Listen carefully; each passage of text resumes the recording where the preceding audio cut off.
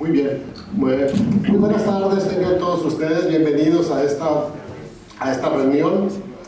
Estamos todavía bajo la impresión del evento de esta mañana, que fue un evento muy sensacional, ¿no? De gran nivel, y además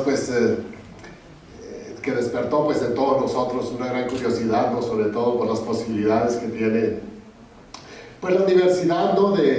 de atender este tipo de eventos y el nivel de estos mismos. Y siguiendo con esa idea, hemos organizado esta reunión con el propósito de completar un poco, ¿no? La jornada con el desarrollo de un tema por parte de distinguidos especialistas. Y el tema que queremos desarrollar es la visión del universo desde la antigüedad hasta nuestros días. Y para tal efecto, contamos con la participación del doctor Julio Salcedo, profesor investigador del Departamento de Investigación en Física, del doctor Raúl Pérez Enríquez, investigador del Departamento de Física, y de la distinguida maestra Silvia Torres, investigadora emérita del Instituto de Astronomía de la UNAM y miembro titular del Seminario de Cultura Mexicana. El tema sobre el desarrollo, ¿verdad?, de la visión del universo, lo hemos dividido con tres participaciones. Una primera participación del maestro Julio Salcedo, que nos hablará, digamos, desde la antigüedad hasta Hiparco. Enseguida, el profesor Raúl Pérez Enríquez nos describirá el mecanismo de Antikythera, que es el que tuvimos la oportunidad de inaugurar y de conocer en la mañana, algunos detalles y cosas interesantes sobre ese mecanismo. Y finalmente, la distinguida maestra Silvia Torres nos hablará de la visión del universo de Ptolomeo hasta nuestros días.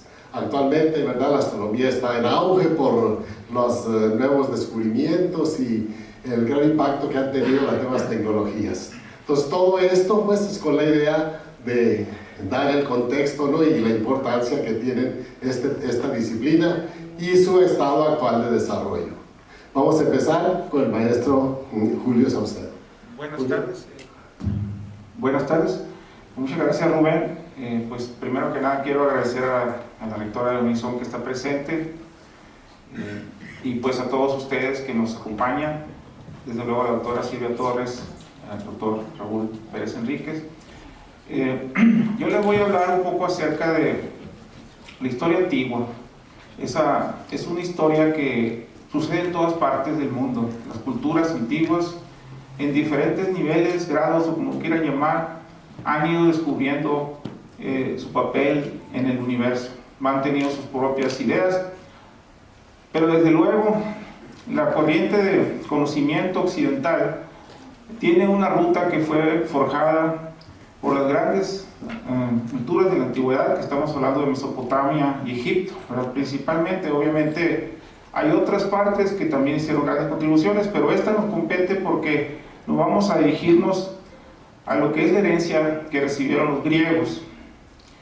En particular, en Mesopotamia, tenemos que fueron grandes astrónomos, grandes observadores del cielo, y ellos descubrieron una gran cantidad de cosas, fenómenos astronómicos muy interesantes, descubrieron muchos ciclos de la naturaleza. Todos esos los heredamos nosotros en la actualidad, en los conceptos que tenemos, tanto en el tiempo como inclusive, por ejemplo, las horas y los minutos, los días, las semanas, los meses, principalmente los meses, de hecho, porque casi todas las culturas observaron la luna. La luna, su luz tenue, agradable, ha sido importantísimo para el desarrollo del conocimiento del ser humano, ¿verdad? Y en contraste, el sol también ha aportado mucho, de diferentes maneras, ¿verdad? Obviamente, lo poderoso de su radiación es algo que intimida y lleva a pensar, etcétera, ¿no? Que el día y la noche y todos esos fenómenos que lo sabemos, y que después las culturas fueron descubriendo cosas como que entre solsticio y solsticio había un viaje por ahí hacia cuando se levantaba el sol, por el este, que el transcurso del año iba cambiando esas marcas en el sol, ¿verdad? Igual que las sombras iban cambiando de una estaca vertical, que es lo que conocemos como el gnomo. Todas esas cosas, los mesopotámicos y de alguna manera también los egipcios las desarrollaron. Esta es una herencia bien importante, digamos. Llegaron a tal grado de perfección, digamos, las observaciones mesopotámicas, que realmente todavía casi lo que conocemos como un mes, en particular el mes sinódico 29.53, lo tuvieron bien desarrollado. Inclusive lo usaron para predecir eclipses. El ciclo de Saros, que corresponde a 223 meses sinódicos, que da pues una cierta cantidad de años, 18 años, 11 días y 8 horas, ¿no? Es el ciclo que descubrieron en Mesopotamia para predecir eclipses lunares, y que después se vio que también era válido para el ciclo solar, para los eclipses solares. Y pues también otro ciclo bien importante también relacionado con la luna es el ciclo metónico, ¿verdad? Que corresponde a 235 meses sinódicos, igual a 19 años, y uno más, que es precisamente el ciclo calípico, que corresponde a 4 de esos ciclos metónicos, y da 76 años. Entonces, estos números, el 223, el 19 y el 76, les platicaba esta mañana, que fueron muy importantes para entender lo que realmente es el mecanismo de Antikythera, ¿verdad?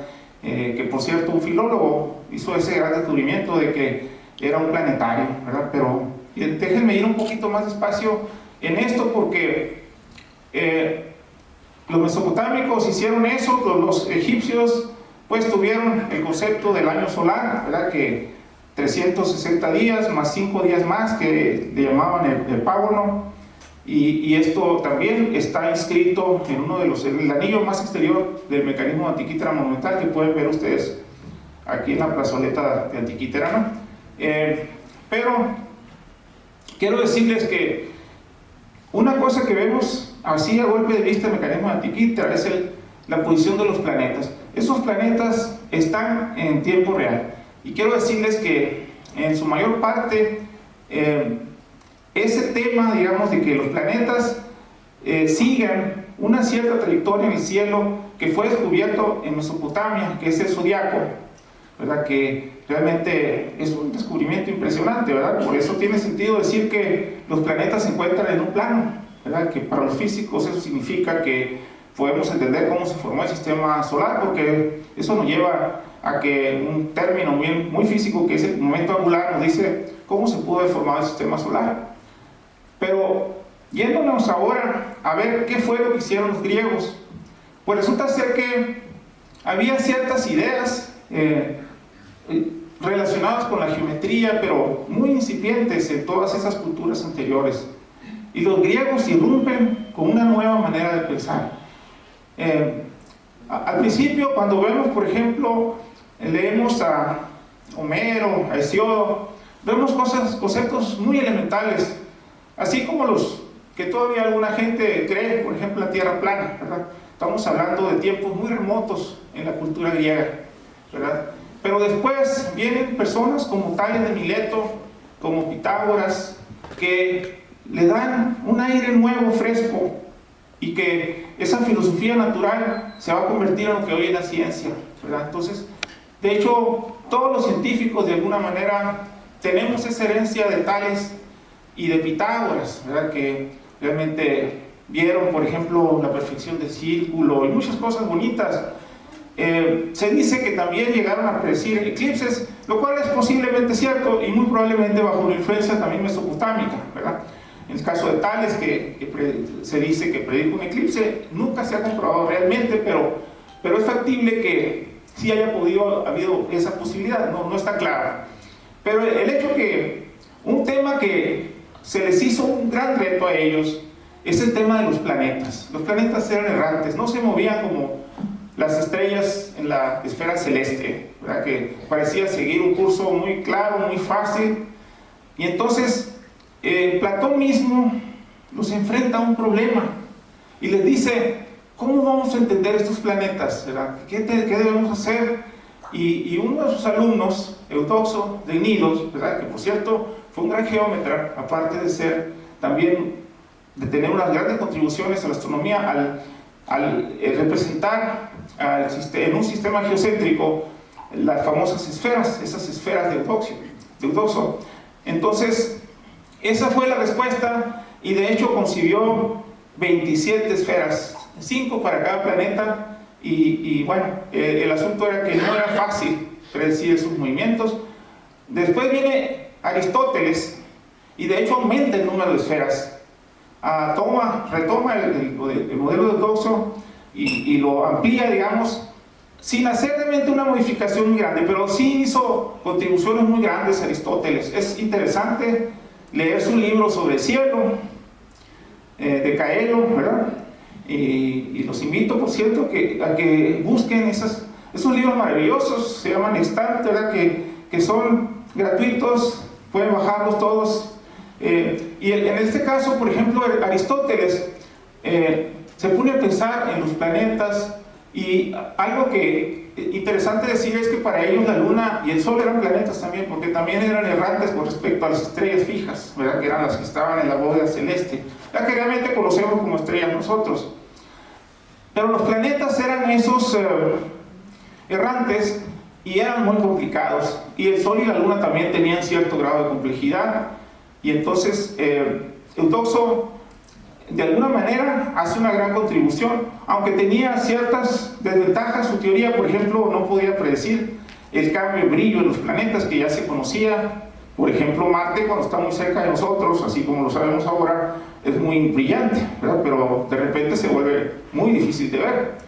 El hecho es de que Aristóteles, cuando pensó en esto de los planetas, a pesar de que no se podía inferir una forma en puntos como se veían los planetas, porque no había telescopios ni nada de eso, al ver la Tierra y el Sol, dijo: como la Tierra y el Sol son esféricos, estos puntos también van a ser esferas, los planetas son esféricos. Y de hecho, con el caso de la Tierra, lo dijo de una manera más categórica. Ya había ideas, porque pues que los barcos, cuando la proa y la popa, etcétera, y después que si se viajaba hacia el sur o hacia el norte, como que había un efecto de que aparecían o desaparecían estrellas, y esas ideas eran consistentes con el hecho de que tuviera cierta curvatura la Tierra. Pero Aristóteles fue mucho más directo, y lo que dijo fue: en un eclipse lunar siempre vemos la sombra de la Tierra esférica, o sea, siempre la vemos circular. Independientemente de qué eclipse estemos observando, siempre tiene la forma circular, y por lo tanto la Tierra es esférica. En fin, el modelo de las esferas finalmente fue sustituido por otro gran geómetra, que fue Apolonio de Perga, o de Perge, o de Pérgamo, como quieran llamarlo ustedes, que introduce el concepto de los hemiciclos. Quiero decirles que a él debemos los nombres inclusive de las cónicas, de lo que es la elipse y la hipérbola y la parábola, etcétera, todo eso. O sea, le decían el geómetra, ¿verdad? Y en lo general esto es lo que traen los griegos. Le agregan a todas las matemáticas, particularmente en el aspecto de la geometría. Y por otro lado, la filosofía, que es muy importante, en esa reflexión continua de estar dialogando entre ellos y descubriendo nuevas cosas. Así tenemos entonces que el modelo de epiciclos es lo que permite que veamos, como en este mecanismo de Antiquítera que tenemos, esta réplica que tenemos nosotros aquí en el campus, nos permite ver las posiciones correctas de los planetas y del Sol y de la Luna, o sea, los 5 planetas visibles en la antigüedad, y más el Sol y la Luna. Inclusive la Luna la vemos con la fase correcta, ¿verdad? Todo esto nos da el hecho de que supieron modelar a través de este sistema de biciclos las posiciones. Quiero decirles que sabemos ahora que realmente el modelo que ellos concibieron con esta Tierra en el centro, que es el geocéntrico, no es el modelo correcto. el más correcto, o correcto digamos, es el sistema heliocéntrico. El Sol está en el centro. Pero fíjense que al trabajar con un modelo geocéntrico y haber tenido este gran logro de poder en la actualidad, si ustedes van y ven ahorita las posiciones de esos 7 cuerpos celestes que le dan los días a la semana y ver que están en las posiciones correctas, eso nos lleva a pensar que hicieron un gran logro en otro sentido, porque crearon una computadora analógica, ¿verdad? Pese a todo lo complejo que era su modelo con respecto a lo que hoy conocemos, realmente hicieron un enorme logro. Entonces, este cuento, digamos, nos lleva a la etapa en que hubo un gran personaje que fue Hiparco, ¿verdad? Hiparco de Nicea, que trabajó en Rodas y que llegó a la perfección en la comprensión de los griegos en cuanto a los fenómenos astronómicos, y nos dijo con gran autoridad, digamos, que el año realmente debemos de medirlo en forma de que nos dé las estaciones correctas, lo que conocemos como el año trópico, y que hizo su catálogo de estrellas, y que para eso tuvo que perfeccionar el modelo de la esfera celeste con su ecuador muy bien definido, y medir los ángulos, y ser posiblemente el creador de la trigonometría, y medir con mucha precisión, de tal manera que pudiera tener los datos más exactos posibles para su época de estos cuerpos celestes, de los planetas y de las estrellas, 850 estrellas que puso en su catálogo. Hiparco entonces representa el antecedente más próximo, digamos, al mecanismo de Antikythera. No sabemos exactamente quién fue quien lo diseñó, pero seguramente conoció el trabajo de Hiparco. Y bueno, básicamente lo que quería decirles, sintetizar esto, que en la antigüedad, en particular en Mesopotamia, hubo grandes observadores del cielo que pudieron tener ciclos astronómicos bastante precisos, y sin embargo la gran contribución griega está basada en lo que le agregaron en el tema matemático, particularmente de la geometría y la parte filosófica de la reflexión. El tema es muy largo, pero el tiempo es corto. Raúl Pérez Enríquez nos describirá el mecanismo de Antikythera, que es el que tuvimos la oportunidad de inaugurar y de conocer en la mañana, algunos detalles y cosas interesantes sobre ese mecanismo. Y por eso cedo la palabra a maestro Raúl.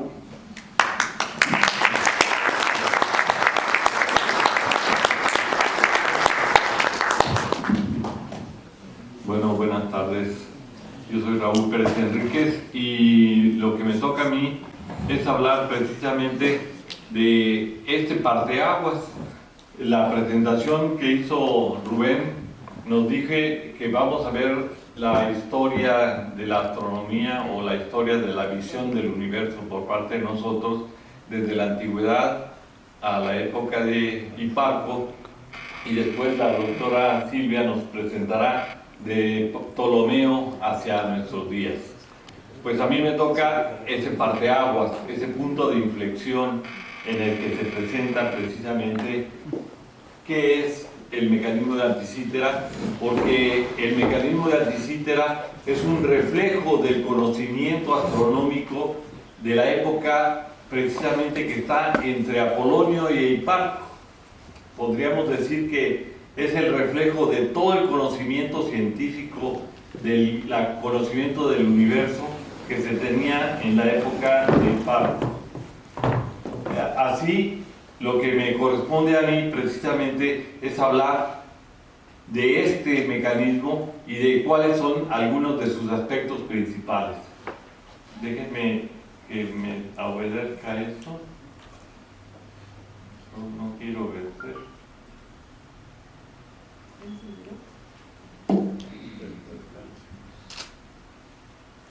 ¿Está encendido? ¿Sí? ¿Que le puedan cambiar allá? A ver. ¿No quieren checar?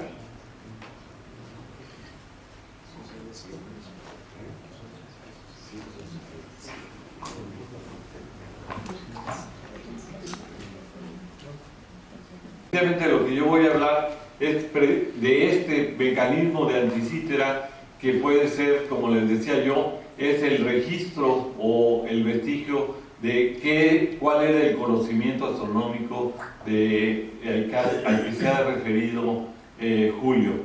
Este conocimiento astronómico que contempla varios aspectos de la naturaleza y que nos manifiesta un conocimiento del movimiento de los astros.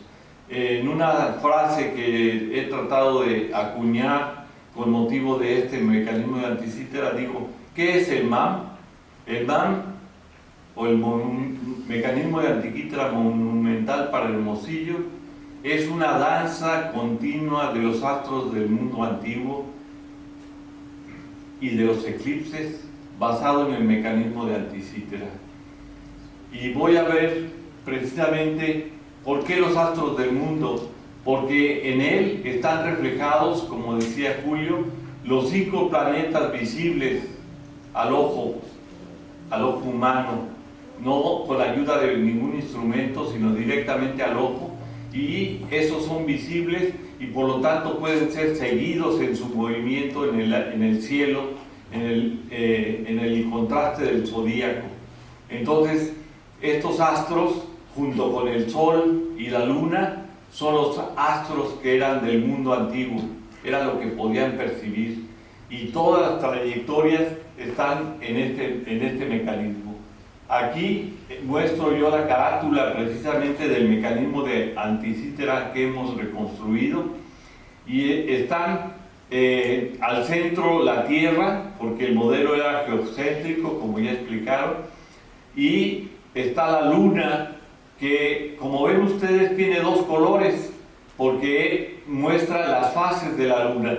Entonces, conforme la Luna gira en 29.5 días, 53 días, va mostrando sus diferentes fases, las diferentes fases que vemos cada mes en el cielo.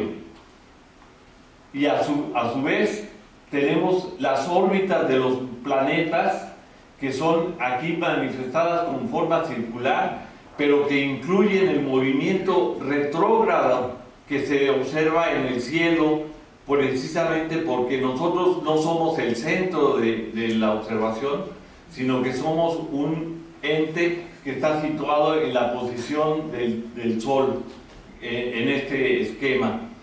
Entonces, es lo que se conoce como los epiciclos. Se representan los movimientos circulares con todo su movimiento retrógrado de cada uno de los planetas visibles, y está representado precisamente en este mecanismo de Anticítera. A su vez, el Sol también tiene su peculiaridad de que se nos presenta en su giro aparente alrededor de la Tierra en un año contra las constelaciones. Todos estos movimientos que tiene estos planetas son registrados por el mecanismo de Anticítera monumental, como lo eran en su época en el mecanismo de Anticítera original. Es una representación en donde día a día se va viendo conforme a las posiciones en este anillo. Este anillo representa lo que es el cielo nocturno, que son las constelaciones del zodíaco. Todos hemos oído hablar del zodíaco: Leo, Tauro, Géminis, etc. Todos sabemos hablar del zodíaco, pero lo que tenemos que conocer es que en ese fondo de esas constelaciones del zodíaco es en donde evolucionan, y por eso digo una danza continua, porque ahí es donde danzan los planetas en esa órbita que está representada por el zodíaco. Entonces, este es en efecto una danza. ¿Y por qué es continua? Porque tiene agregado a este mecanismo, se le ha adjuntado un reloj monumental que lo va a mover para que nos dé segundo a segundo el movimiento de los planetas y de los astros del cielo de este mundo antiguo en tiempo real, día a día, segundo a segundo, momento a momento, y que se puede constatar y se va a poder constatar siguiendo las posiciones de los astros y comparando con el cielo nocturno o, en su caso, en el caso del Sol, en lo que sería la contraparte de los eclipses. Entonces, este reloj monumental da una vuelta cada 24 horas, o sea, cada día, y por cada día que da una vuelta tenemos un avance en este indicador del calendario, un avance de 1 grado, o no 1 grado, sino una división, porque también tiene el calendario en este anillo exterior, el mecanismo de Anticítera. Entonces el mecanismo de Anticítera nos está llevando a cabo el registro de los días de la semana, los calendarios, tal como se sucede, y reflejándonos la danza de los planetas en este sistema. Pero también, además, no solamente nos presenta esto, sino el mecanismo en su parte posterior, en su carátula posterior, tiene 2 espirales, que son las que se ven aquí, una de 5 vueltas y una de 4 vueltas, que es, como decía Julio, el representante del ciclo metónico, el de arriba, el superior, es el ciclo metónico de 19 años, que es lo que hace conmensurables 2 ciclos celestes, el ciclo del Sol y el ciclo de la Luna. ¿Conmensurables en qué sentido? En que después de 19 años solares, la Luna da 235 ciclos propios y coinciden nuevamente. Y esto lo repiten, y cuando se repite 4 veces, se hace lo que se llama el ciclo calípico. Entonces, aquí tenemos la repetición de esto, y esto va a ser seguido a través de esta espiral que dura 19 años en recorrerse, y así se va a ir registrando día a día, momento a momento. En la espiral de abajo tenemos la representación del ciclo de Saros, que es un ciclo de 18 años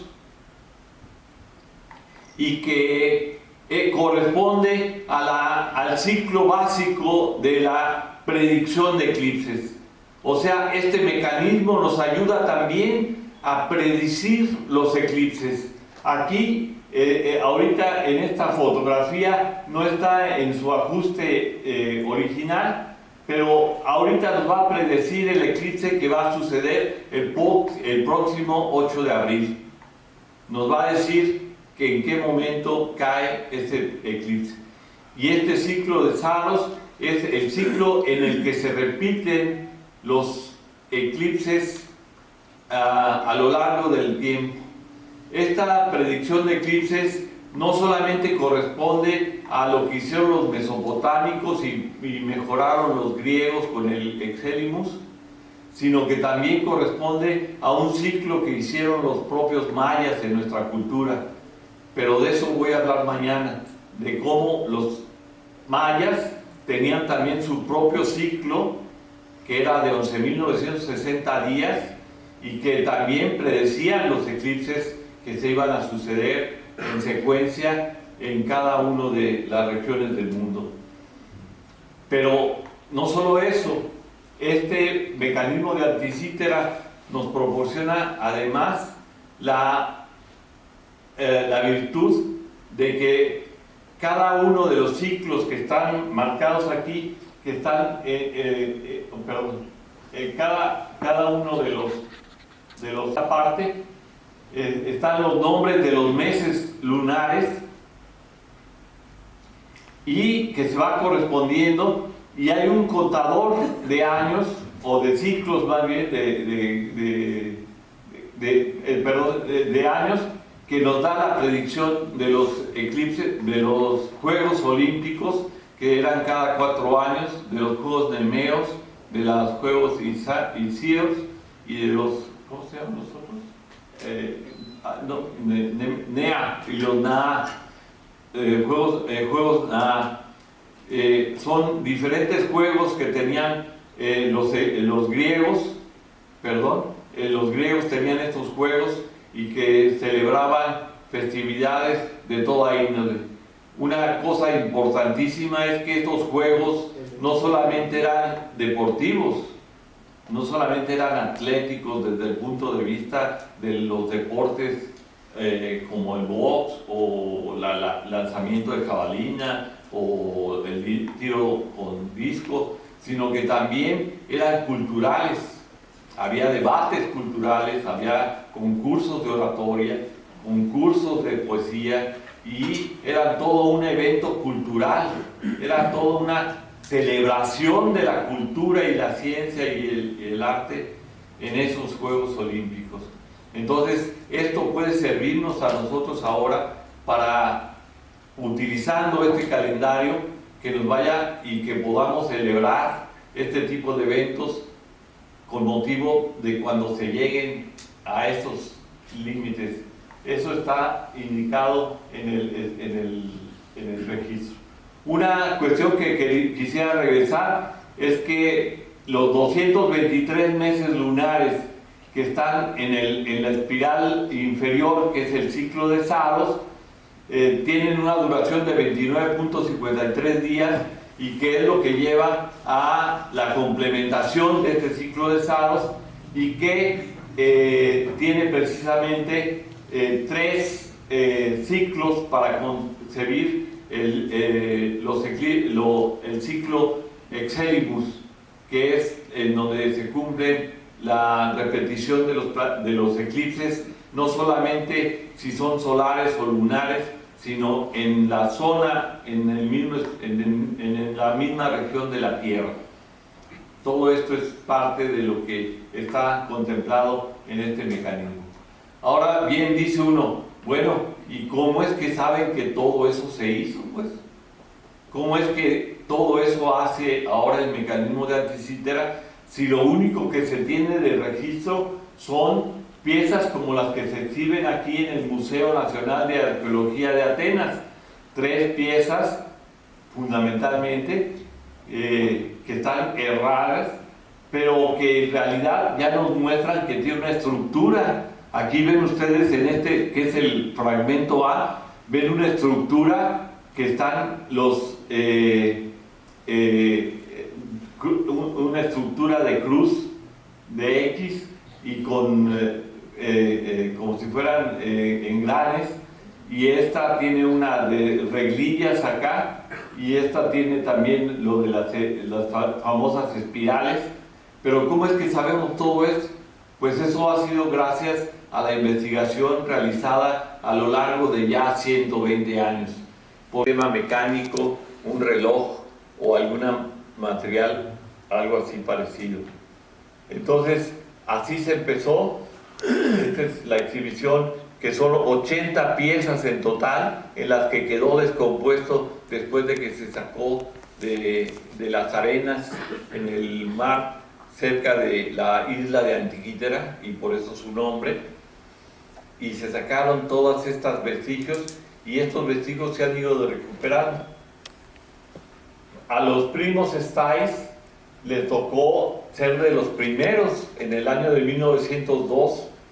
Decía yo, ellos anuncian en el periódico que hay un mecanismo que puede ser un reloj, pero más tarde, en un artículo científico, ya se ven reflejados algunos de los componentes, algunos de las estructuras que se podían ver en ese mecanismo de Anticítera.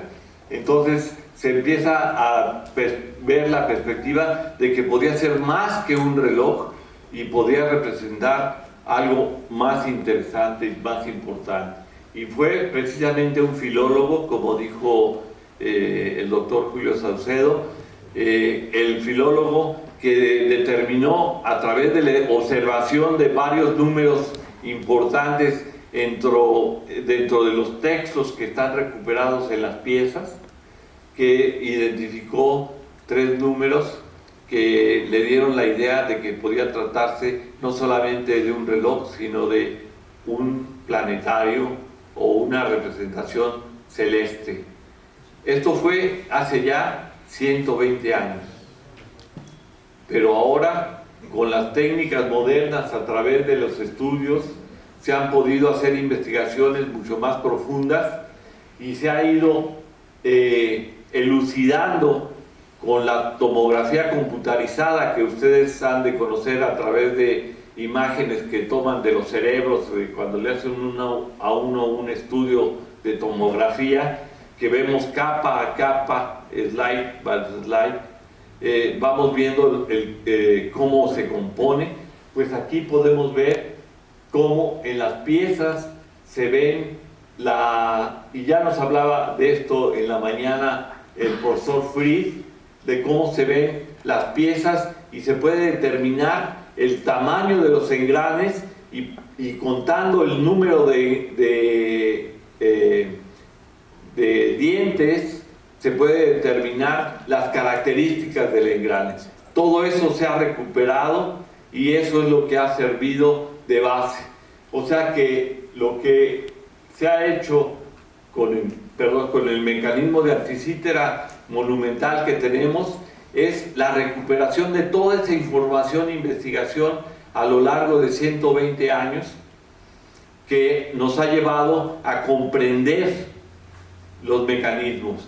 Y aquí está Alfredo Carmona, el ingeniero que le decimos el griego, porque él se adentró en profundidad a entender cómo poder reflejar lo que estos engranes nos dicen y poderlos articular en un mecanismo mecánico que pudiera llevar adelante la reproducción de todos esos movimientos de los que he hablado: el movimiento de los planetas, el movimiento de la luna y el sol, los eclipses y la representación del calendario lunar.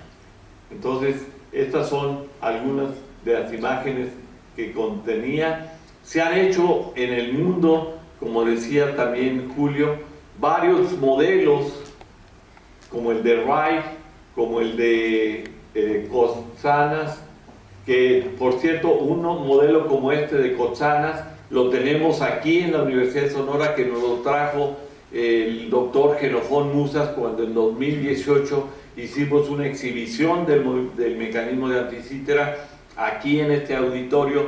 Presentamos también en el año 2022 lo que sería la réplica del mecanismo 1 a 1 y que nos permitió conjuntamente con relojes Olvera tercera generación, que por cierto tengo que reconocer el trabajo, entusiasmo de esta empresa innovadora a nivel nacional, pero que ahora se convierte en un líder mundial en lo que es fabricación de este tipo de artefactos de esta naturaleza. Felicidades también para ellos. Y esto nos lleva precisamente a que quisiera agradecer que a partir de 2022 integramos un equipo de trabajo que continuamente estuvimos laborando y comunicándonos aún con la pandemia y con otro tipo de limitaciones como es la distancia desde Zacatlán a Grecia y de Grecia a Hermosillo y de Hermosillo a Zacatlán, pero nos pudimos conjuntar y hacer un equipo de trabajo que ha sido el que ha elaborado. Quiero mencionar explícitamente de parte de la Universidad de Sonora a Julio Saucedo Morales y, bueno, ahí estoy yo, Raúl Pérez Enríquez,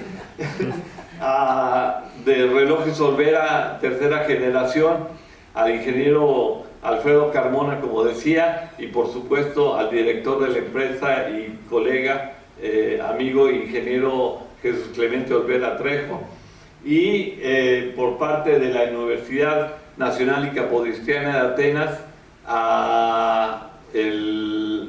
al profesor Xenofón Musas. Este equipo estaba, digamos, el líder del proyecto, así quedó registrado, es el doctor Ezequiel Rodríguez Jáuregui, y que es digamos, la estructura básica de este proyecto en el que hemos realizado este trabajo. En el aniversario 120 del descubrimiento del mecanismo de anticítera, hicimos la presentación del modelo 1-1. O sea, como ven aquí, este es un modelo de 33 centímetros de altura. Y en el 2022 que presentamos esto, y ahora en el 2024 estamos presentando uno que es 10 veces más grande. Eso es gracias al esfuerzo de todo el equipo y particularmente, como decía yo, de la empresa Relojes Olvera. Ahora, yo quisiera que vieran ustedes una peculiaridad de este mecanismo, y es la característica de que no tiene, es como si hubiera sido fabricado en la antigüedad, porque no tiene tornillos, no tiene tuercas, no tiene mecanismos de sostén específicos de esa característica, sino que es un ensamble, así como lo ven ustedes reproducido, ensamble mecánico totalmente del mecanismo 1-1. Eso se trató de replicar y se logró también en el mecanismo de anticítera monumental. O sea que eso es parte de lo que es el logro en este proyecto. Entonces, pues esto es lo que yo quisiera comentar. Acabamos de ver la puesta en marcha. Este es las tripas del mecanismo de anticítera, las partes de la sección de los engranes de los planetas. Este sería Marte, Júpiter y Saturno, y acá estos dos sería Mercurio y Venus, y el Sol, que también gira todos en el mismo eje, y la Luna, aquí se ve la Luna blanquita que estaba en una fase, y por el otro lado pues está la parte posterior. Yo quisiera dar las gracias a todos, pero antes que nada quisiera agradecer a la Universidad de Sonora por haber sido la anfitriona de este proyecto.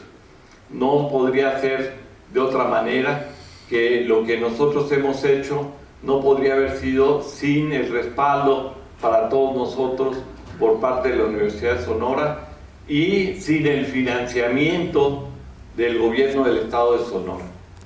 El papel del apoyo por parte del gobierno de Sonora es fundamental para la conclusión exitosa de este proyecto, y yo quisiera agradecer personalmente, ahorita que está la señora rectora aquí con nosotros, María Rita Plancarte, un agradecimiento muy fuerte por habernos apoyado a lo largo de este proyecto,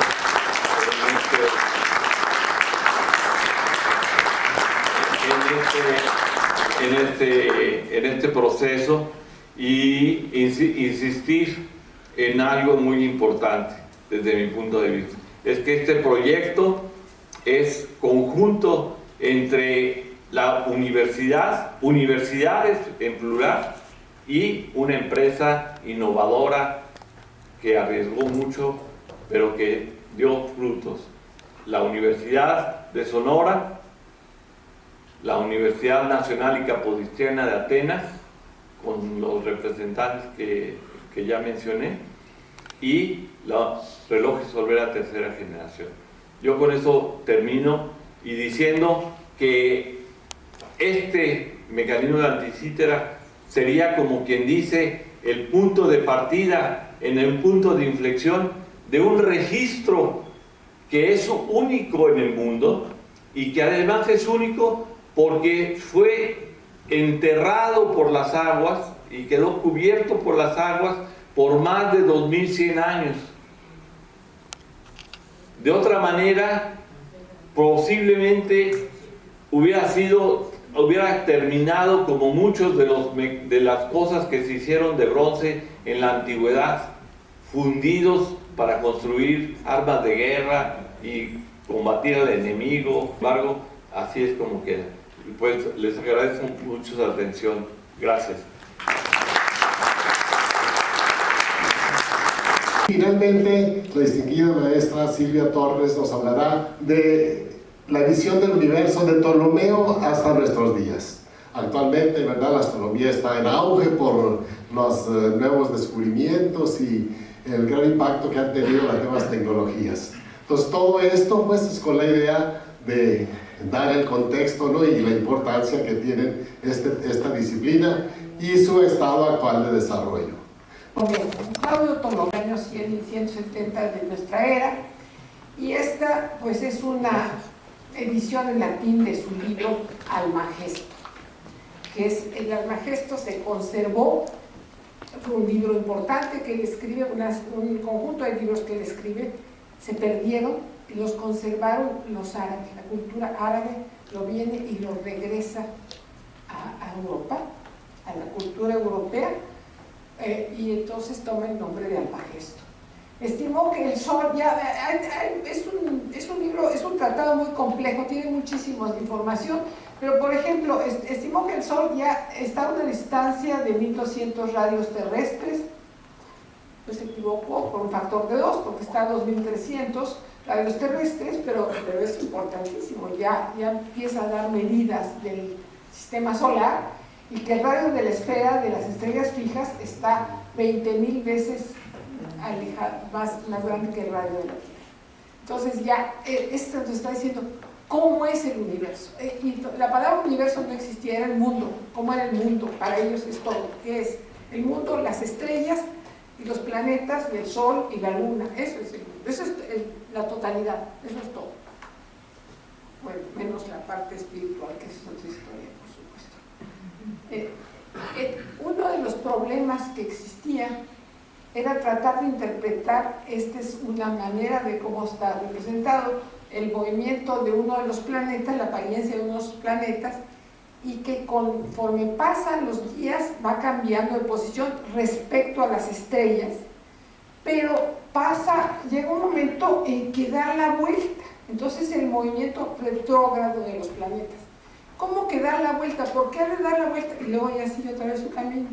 Entonces, ¿respecto a qué? Respecto al fondo de las estrellas. Las estrellas no cambian, dan la vuelta día con día, no cambian, pero los planetas sí van cambiando de posición en relación a ese telón de fondo que son las estrellas. Entonces, esto es lo que, vamos a ver si yo lo puedo hacer. Entonces, se inventaron que para lograr eso era necesario pues hacer figuras, y entonces inventaron lo que se llaman los epiciclos, y bueno, fue un trabajo bárbaro de todas maneras para explicar los movimientos retrógrados de los planetas. Igual estamos pensando en círculos, en esferas, que son las figuras perfectas, y entonces una esfera que da vueltas al borde de otra esfera, etc. Es la manera de explicar los movimientos de por qué van y vienen y se regresan, ¿no? Entonces está explicando eso, y bueno, es esa parte. Es que no, tengo que hacerle un poco de caso a Rubén, no mucho, pero un poco de caso. Bueno, entonces aquí estamos viendo el mundo según el universo, según Ptolomeo, según lo que Ptolomeo recoge de todo, está recogiendo toda la sabiduría en su libro, toda la sabiduría griega está plasmando en ese libro. Y bueno, pues vemos lo que estamos viendo en el mecanismo de la Antiquítera, que está la Tierra al centro, como debe de ser, pues aquí somos nosotros, aquí estamos al centro, la Luna dando vueltas, Mercurio, Venus, el Sol dándole vueltas a la Tierra, Marte, Júpiter, Saturno, y lo que quiero hacer notar, además de todo eso, es que las estrellas están al fondo, y la representación, las estrellas como que es un telón de fondo, como que tampoco tienen profundidad. No estoy 100% segura de eso, no lo he estudiado a fondo, pero creo que no tiene profundidad. En 1512 y en 1514 ya Copérnico empieza a distinguir que no le gustaba ese modelo, el modelo de que la Tierra estuviera al centro, y empieza a proponer que es el Sol el que está al centro, para explicarlo mejor. Pero no se atreve a hacerlo. Entonces, miren, en la fecha, por eso pongo las fechas, entonces le llevó más de 30 años animarse a publicarlo. Ya es una carta, entonces lo escribía por carta, lo manda por carta a sus otros colegas astrónomos, pero no lo publica. Le da miedo y tiene razón. Y entonces es un pequeño tratado sobre las hipótesis formuladas por Nicolás Copérnico acerca de los movimientos celestes. Y circuló en copias manuscritas, pero pues muy poquitas, ¿no? Entonces ya está proponiendo su teoría. Ahí está, bueno, está Copérnico saludándolos, y es la portada de su libro, que aparece en 1543, ya sobre su lecho de muerte. Entonces su libro aparece ahí, y este es un extracto de su libro, y aquí esta figura que estaba ahí, la expando, y entonces está proponiendo Copérnico que el Sol es el que está al centro, Mercurio, Venus, la Tierra, y ya la Tierra aquí muestra a la Luna girando sobre la Tierra, Marte, Júpiter, Saturno, etc. Y las estrellas, al fondo las estrellas inmóviles, las estrellas están quietas, están móviles, y son los planetas los que se mueven.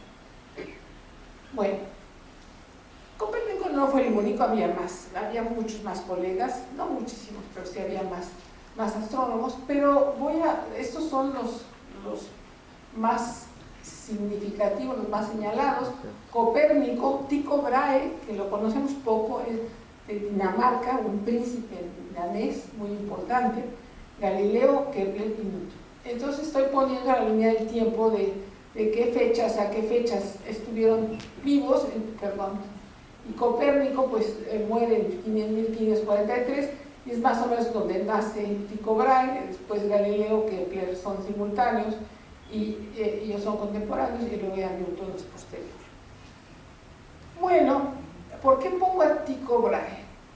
Porque Tycho Brahe tuvo el talento de mandar a hacer o de construir instrumentos muy delicados de madera, de madera, en una isla que le regalaron, le prestaron una isla para que cuidara los restos del rey, y no los cuidó, hizo astronomía, y no cuidó los restos del rey. Pero lo que tiene Tycho es que con esos instrumentos que construyó pudo medir con altísima precisión la posición de los planetas respecto a las estrellas. Entonces es el que mide con mayor precisión eso.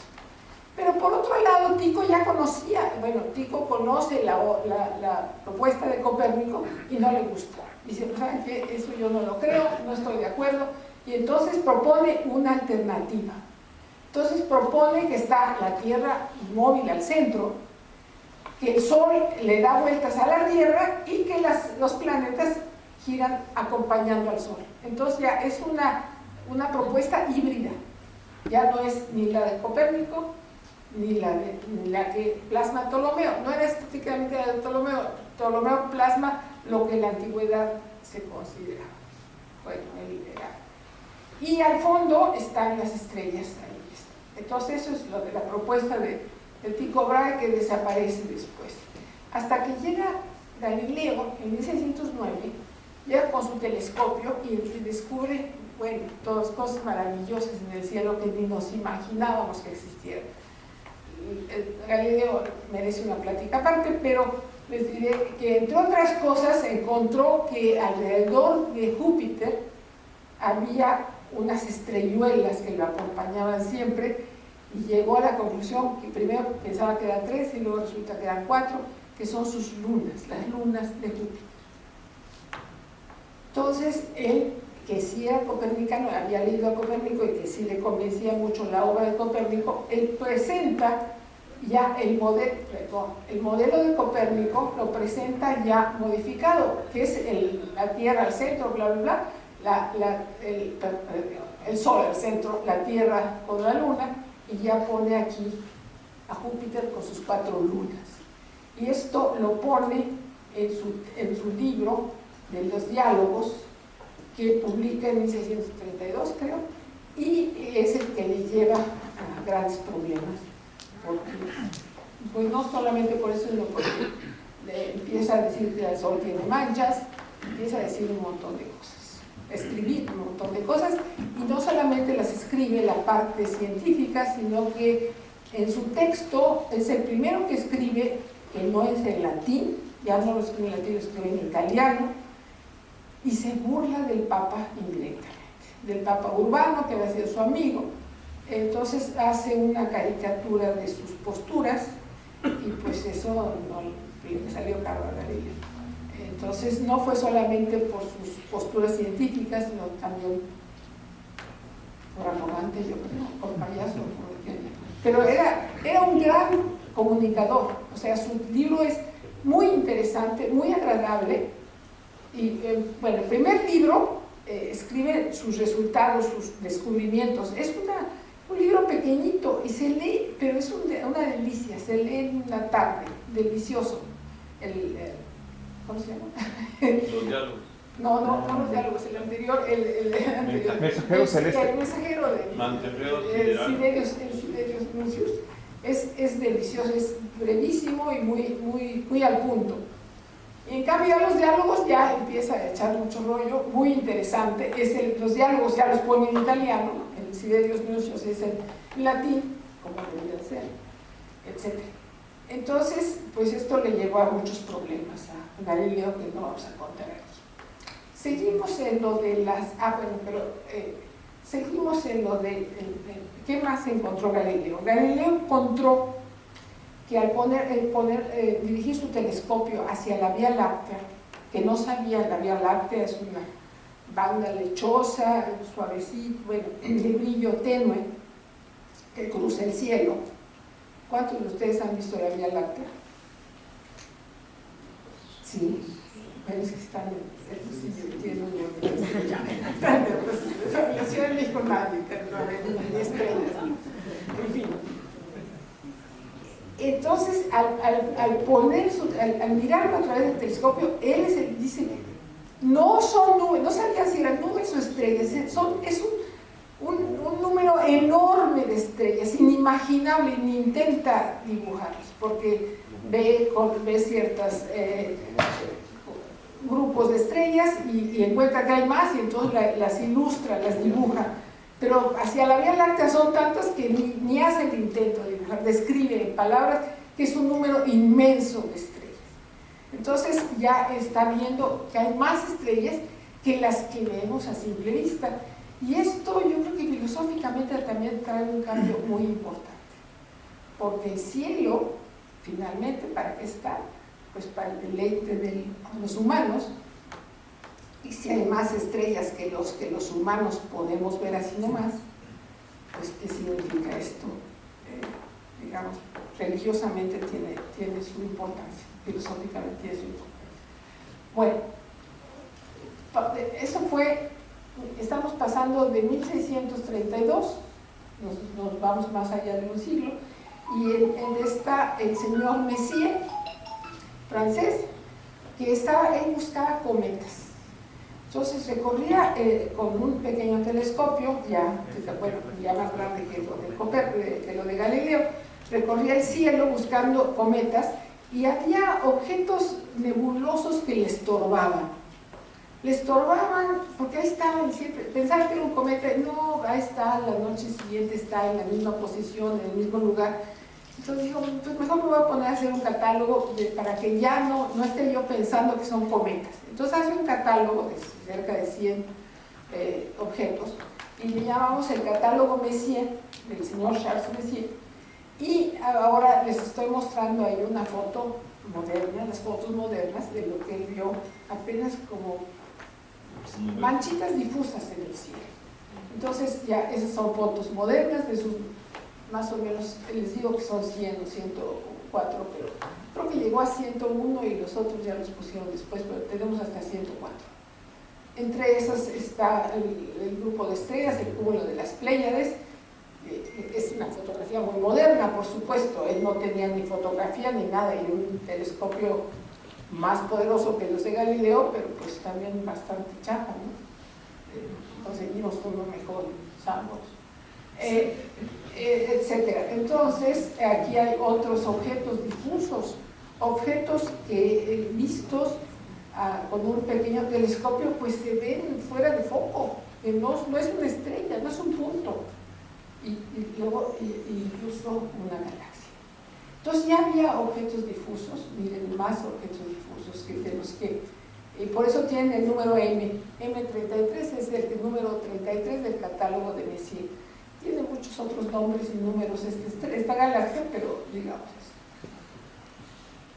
Seguimos, nos estamos yendo rápido hacia acá, hacia el tiempo, y ya por ahí de 1785, pues estaban tratando de encontrar, bueno, ¿y cómo están? ¿Dónde están distribuidas esas estrellas? ¿Están realmente nada más es una cáscara llena de estrellas fijas o tienen profundidad?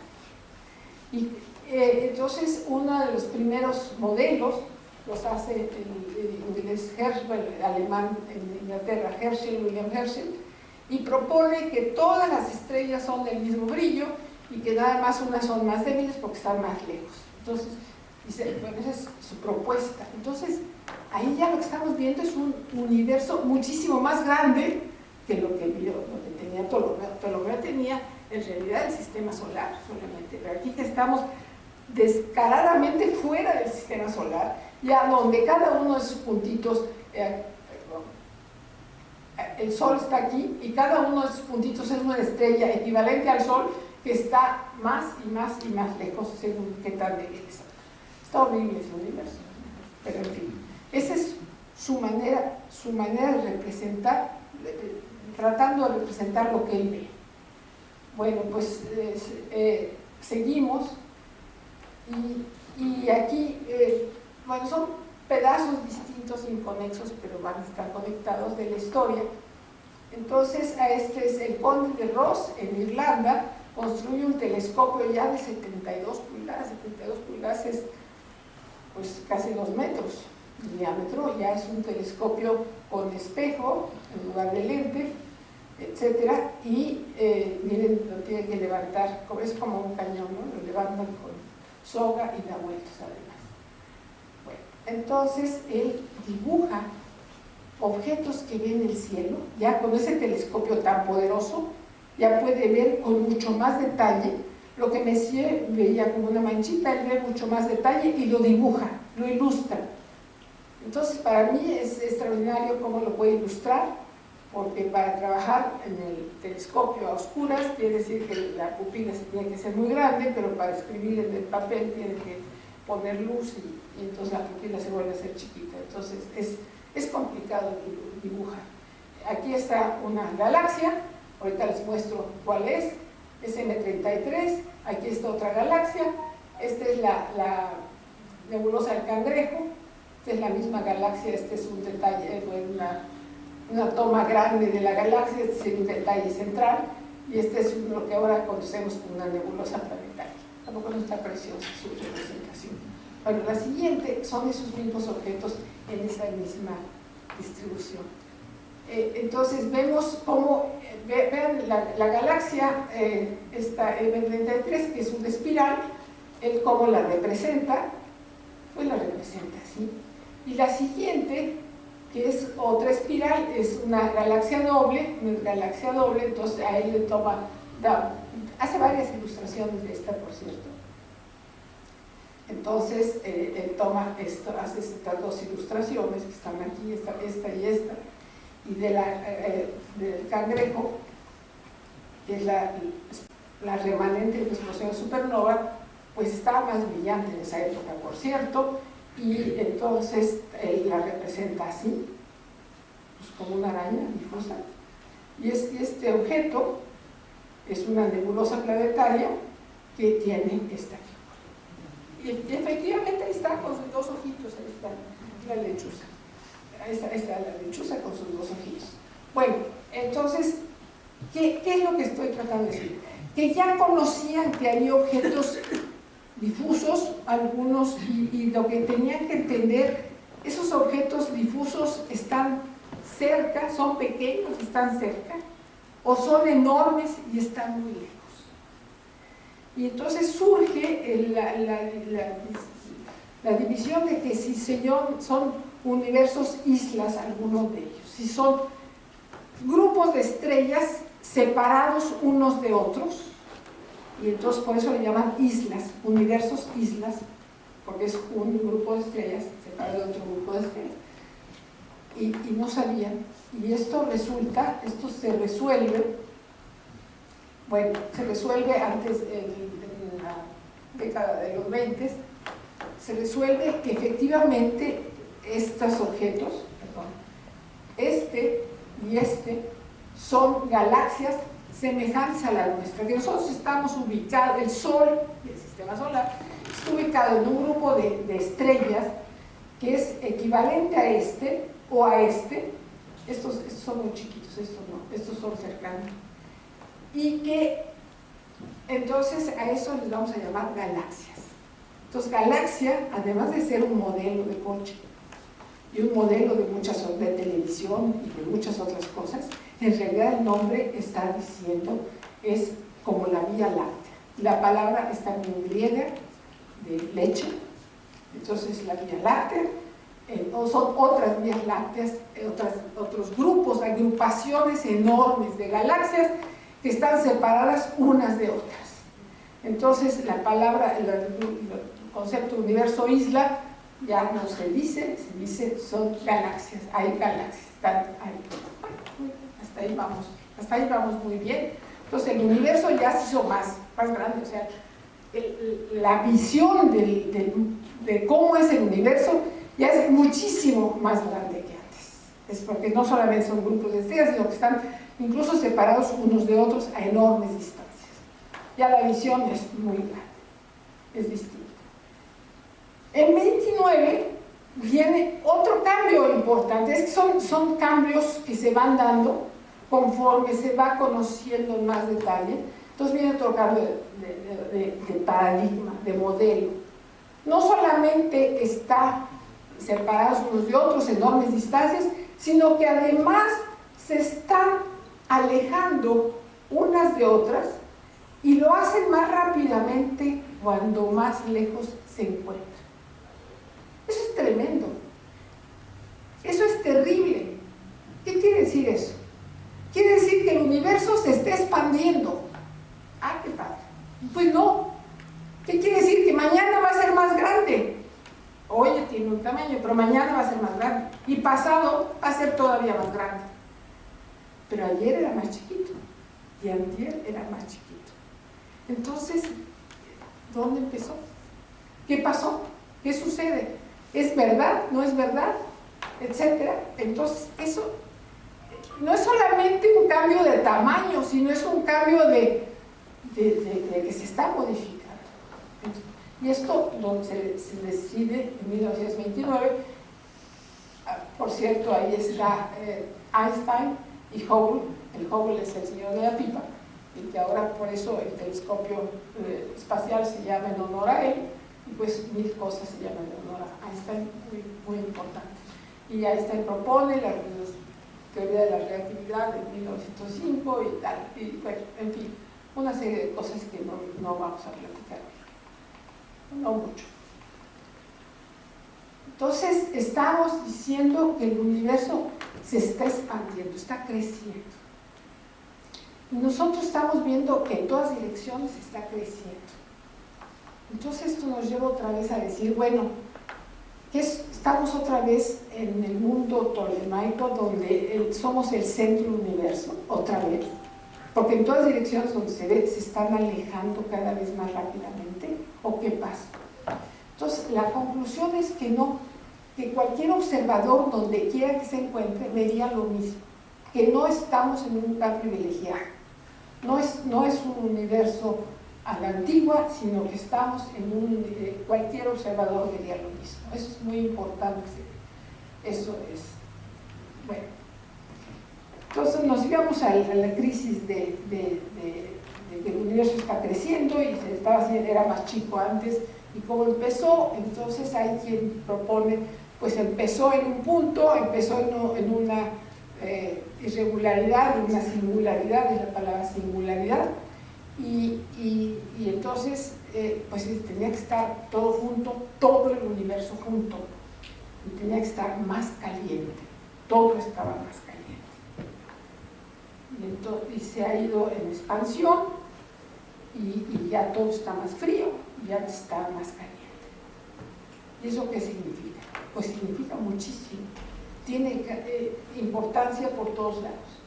Entre otras de las importancias que tiene es que durante breves segundos o minutos, el universo estaba tan caliente como el interior de una estrella, como el interior del Sol. Y entonces estaba transformando los núcleos, los átomos, lo estaba transformando de un elemento químico a otro elemento químico, de hidrógeno a helio. Estaba construyendo el helio. ¿En cuánto tiempo? En 3 minutos y medio, no más. Entonces, los primeros 3 minutos fueron cruciales porque formó el hidrógeno, helio y un poquito de otros elementos. Entonces, aquí son los modelos que dicen en qué tiempo estamos, en qué tiempo que se formó, estaba del hidrógeno, se formó el helio, un poquito de deuterio, hidrógeno, tritio, litio, berilio y boro. Pero en cantidades minúsculas. ¡Ah, caramba! ¿Y eso qué significa? No, pues eso es terrible. ¿Por qué? Porque aquí nosotros ahorita estamos en un universo que tiene todos los elementos químicos. ¿Cuáles elementos químicos? Los del aire. ¿Qué hay en el aire? Oxígeno, nitrógeno, agua. ¿De qué estamos hechos? ¿De qué estamos hechos? Alguien diga de qué estamos hechos. Carbón. ¿Qué más? Hidrógeno, oxígeno, Chon, ¿verdad? Carbón, hidrógeno, oxígeno, nitrógeno. Nada más. Le faltó el fósforo. El fósforo. ¿Y qué más? Los besitos, el calcio. Ahora, tenemos aquí tenemos hierro, aquí tenemos la madera es carbón, las arenas son de silicio, las paredes no sé de qué sean, las cosas, esto es plata. En fin, estamos viendo todos los demás elementos. Entonces esto nos lleva a otro problema, que no viene al caso, pero hay que contarlo. Entonces, ¿de dónde salieron? Pues de estrellas.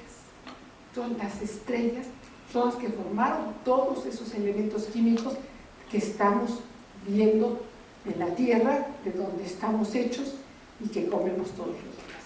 Entonces, eso es una de las consecuencias de estos modelos.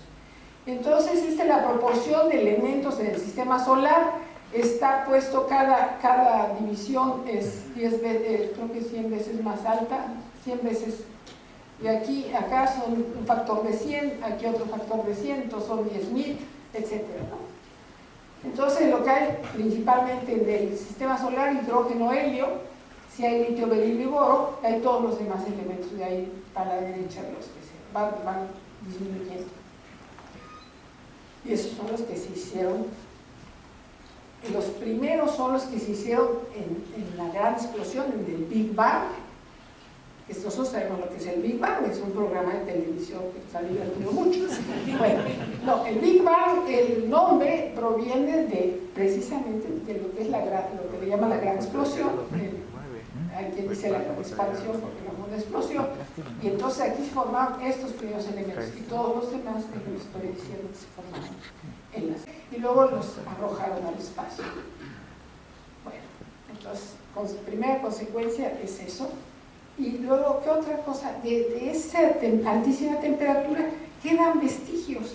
Y esos vestigios son radiación que está cada vez de mayor longitud de onda y por lo tanto representa un gas más frío. Digamos, no gas. Ya apagué.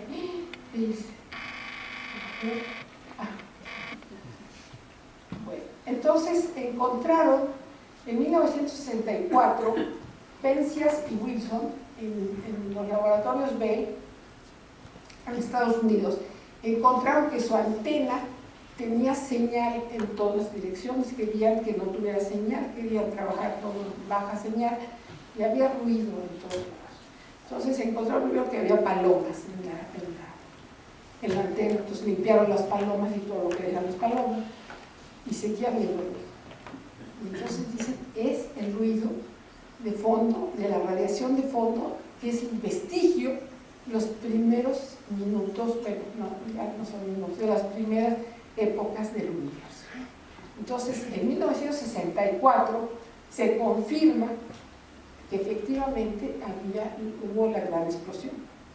Entre eso, la confirmación por el ruido de fondo y por otro lado toda la teoría de lo del helio y los elementos químicos, que también se estaba trabajando simultáneamente, nos llevan a afirmar en los 60s, a mí ya me tocó eso, tengo muchos años, ya se llega a la certeza de que efectivamente ocurrió la gran explosión. Bueno, a ver, no de que efectivamente, de que las teorías que tenemos, las observaciones que tenemos son compatibles con la gran explosión. Nunca hay la certeza de nada. Eso es muy importante.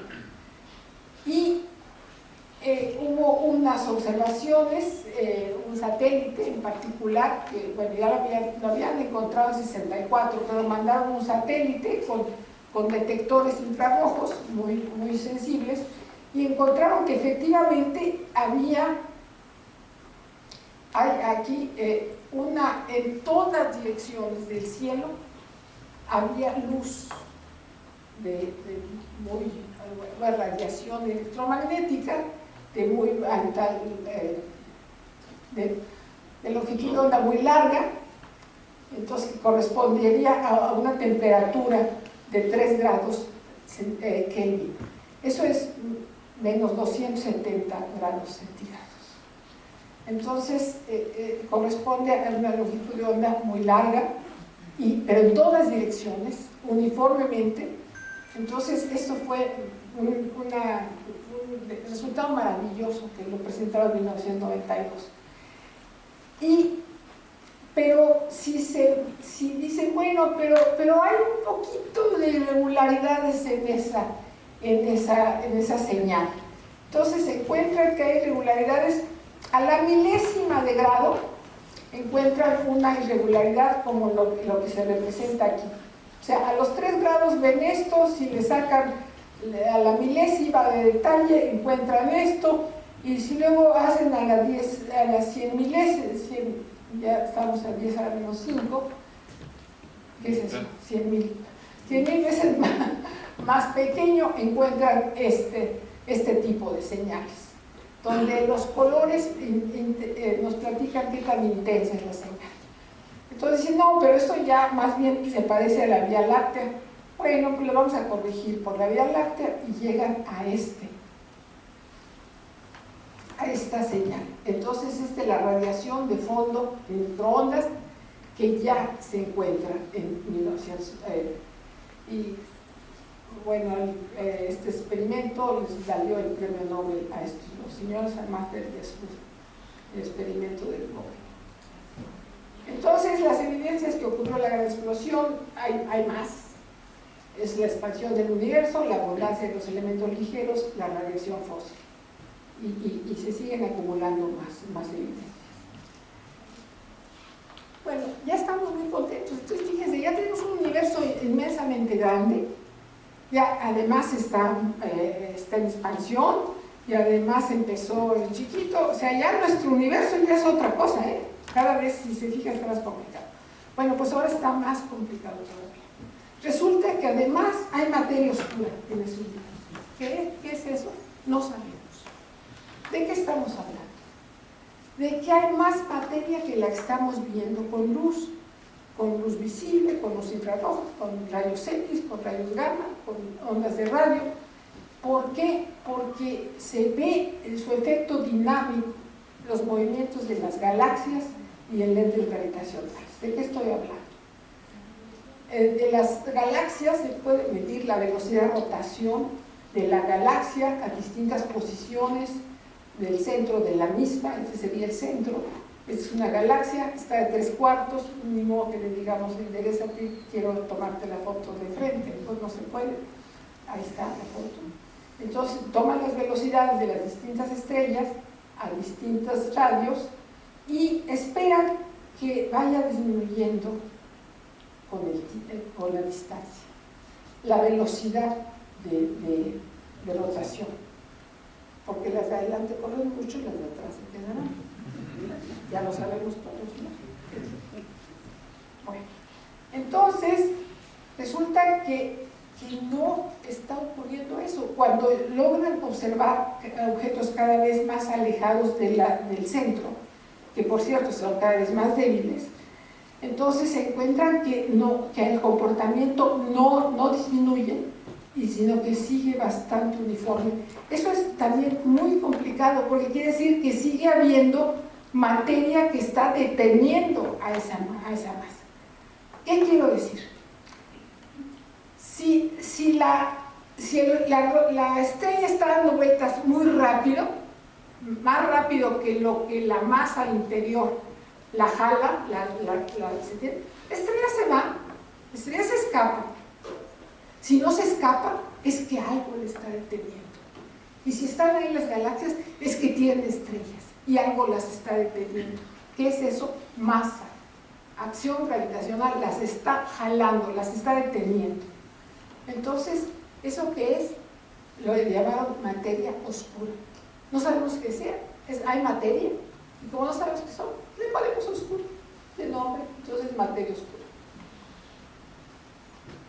Ahora, además, sabemos, o la propuesta de la relatividad general es que el espacio se deforma por la presencia de masa.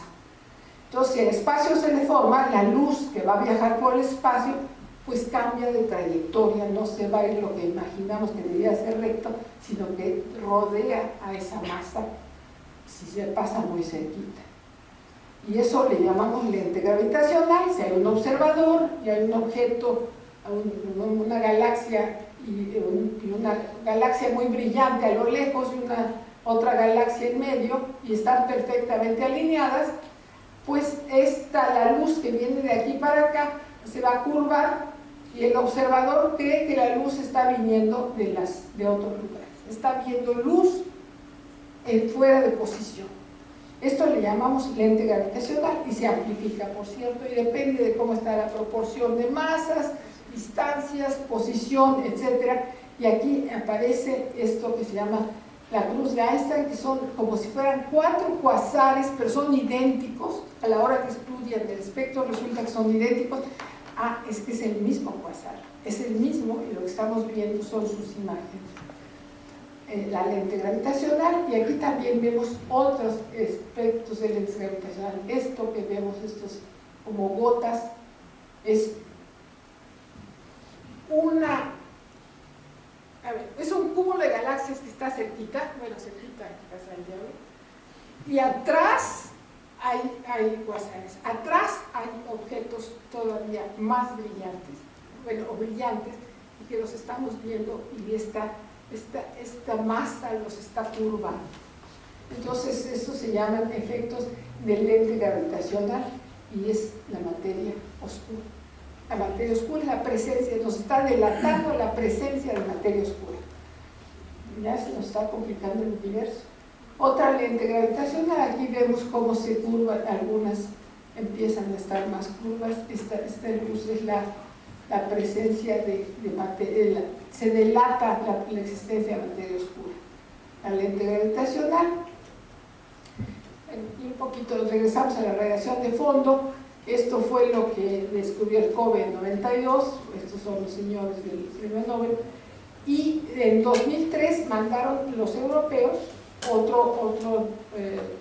otra nave espacial para hacer con más detalle, querían ver más detalle espacial, cómo estaban las irregularidades, y encontraron que efectivamente se porta igual que el COBE, pero es como si lo viera con más foco, como si el COBE fuera lo mismo pero fuera de foco.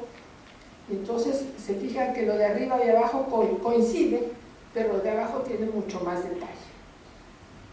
Y luego todavía después, 10 años después, lanzan otra nave, que es Planck, le llaman Planck, en honor a otro científico muy importante, y encuentran que también hay coincidencia de la anterior, que se llamó Wilkinson, quién sabe qué, WMAP, pasó a Planck, es lo mismo, están viendo, pero todavía mucho más detalle. ¿Por qué quieren más detalle? Porque tenemos que entender por qué se formaron las galaxias. Si todo está perfectamente regular al principio del universo, entonces no hay forma de explicar cómo se formaron las galaxias. Y sabemos que hay galaxias, porque nosotros estamos en una galaxia y además tenemos otras galaxias. Entonces es el detalle, y encuentran que las galaxias no están así puestas al azar, no es que seamos el salero y salieron como fuera, sino que parecen estar en una red, como en una esponja, como que forman las paredes de la esponja. La distribución observada de galaxias, y entonces es necesario hacer modelos matemáticos para imaginarse cómo son esas galaxias, hacen modelos de que las ponen como puntos de masa bajo la acción gravitacional unas de otras, y dependiendo del tipo de modelo que se propone, pues van a ser el resultado de, este es el principio, más adelante, y las fases finales ya tienen una estructura semejante a lo que se observa, y entonces ya es el modelo de la estructura a gran escala del universo. Pero no hemos terminado. Además de que se expande, y además de que está hecha en una malla, y además de todo eso, ahora resulta, desde el 95 resulta, que esa expansión la hace aceleradamente. Vamos, ¿qué les pasa? Entonces, eso es tremendo. Estos, por cierto, son los que sacaron el premio Nobel por las observaciones y la interpretación, porque observaron supernovas de tipo 1A, que son objetos muy brillantes, que brillan súbitamente y luego ya se apagan en distintas galaxias. Eso permite ver galaxias muy lejanas con mucha precisión a qué distancia se encuentran, y entonces se encuentran que las galaxias muy alejadas nos dan idea de que el universo se está acelerando. No solamente está en expansión, sino que está acelerando. Eso no se esperaba. Se esperaba que estuviera en expansión, pero que después esto se detuviera y regresara. ¿Por qué? Porque hay masa, y la masa la está jalando a que regrese. Pues sí, pero además de masa hay algo más. Entonces a eso le llaman energía oscura. Los nombres son terribles, no sabemos qué sea. Entonces hay materia oscura y energía oscura. ¿Y esto qué significa? Pues que el universo está hecho de energía oscura al 73%, materia oscura al 23%, y átomos, que son lo que conocemos, apenas al 4%. Y eso es lo que entendemos del universo. ¿Y la historia del universo? Pues la gran explosión ocurrió, dijimos que se hicieron los elementos en los primeros 3 minutos. Lo que vemos, la radiación fósil, esta viene de los 380.000 años. Después, las primeras estrellas a los 200 millones de años, las primeras galaxias